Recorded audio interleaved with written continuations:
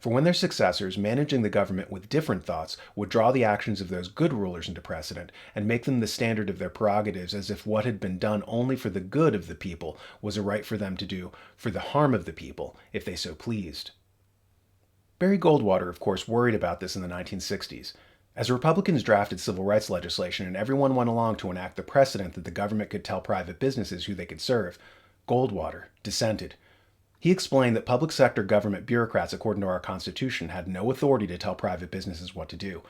He feared that this would set the precedent whereby socialism would creep in, insofar as the government would create a rationale to seize upon the means of production, because of course that's the very definition of socialism, the government control of the means of production, the state dictating to businesses.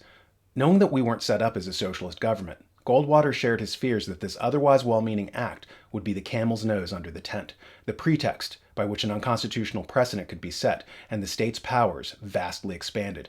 He was of course shouted down and called a racist.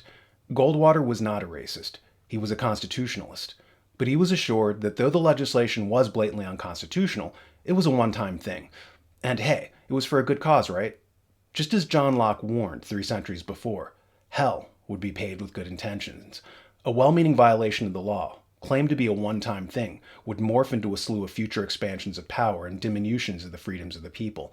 And with the next encroachment, the motives would not be so pure. But all they needed was a precedent.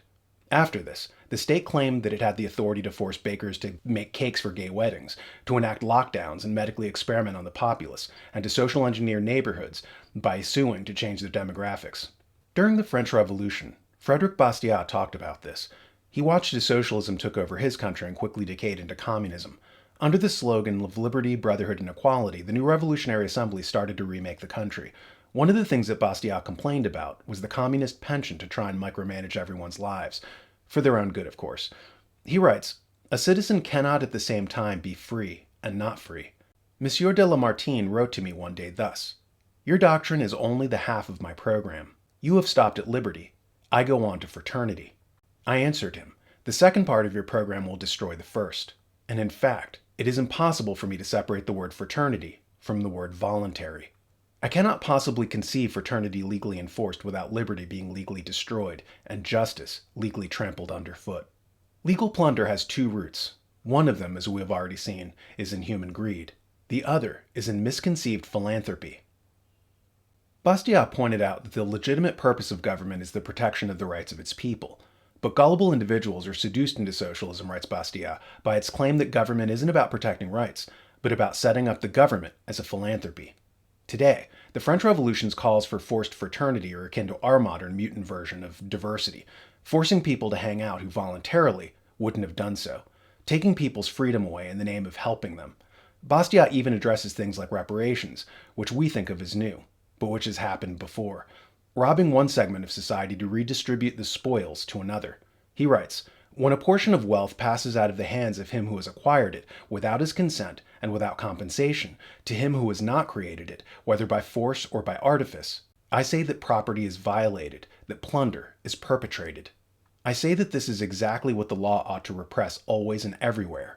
If the law itself performs the action it ought to repress, I say that plunder is still perpetrated, and even in a social point of view, under aggravated circumstances. In this case, however, he who profits from the plunder is not responsible for it.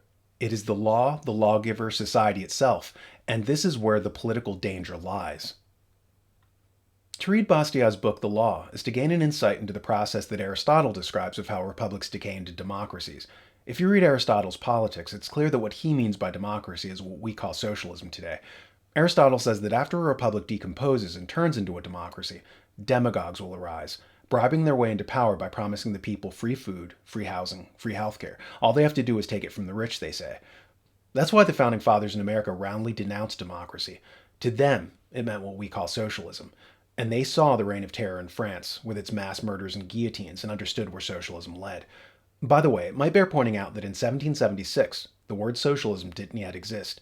It would only be coined by French intellectual Henri de Saint-Simon in the 1820s.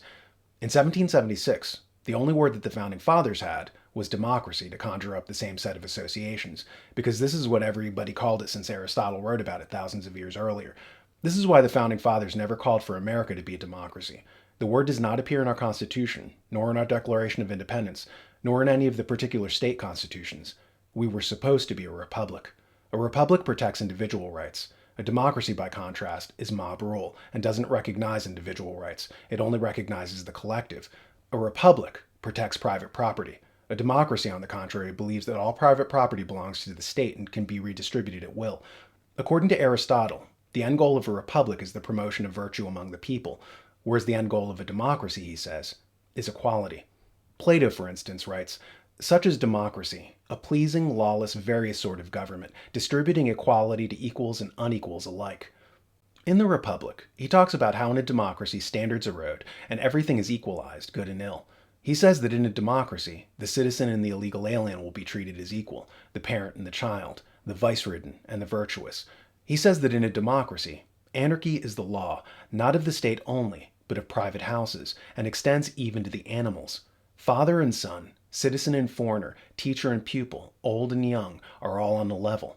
Fathers and teachers fear their sons and pupils, and the wisdom of the young man is a match for the elder.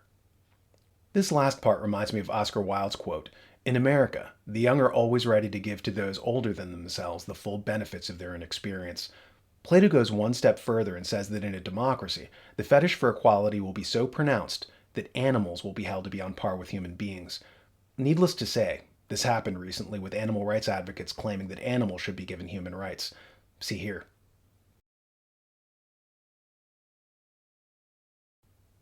Of course, a modern version of Plato's Republic might be entitled Clown World, because it describes the moral, intellectual, and political collapse of a society, from freedom to authoritarian clowniness.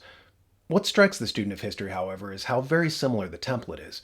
Whether you're calling yourself the Jacobins or Bolsheviks or Antifa, the rhetoric and the slogans are the same, albeit with minor variations. For instance, instead of liberté, fraternité, and égalité, it's LGBT, diversity, and equity. But the methods are the same.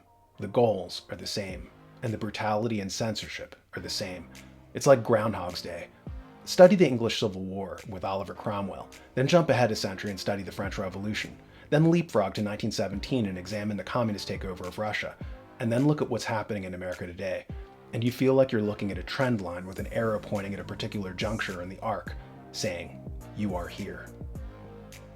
People fear any political leader who has his finger on the red button. What political leaders fear is people having their finger on the red button, the subscribe button.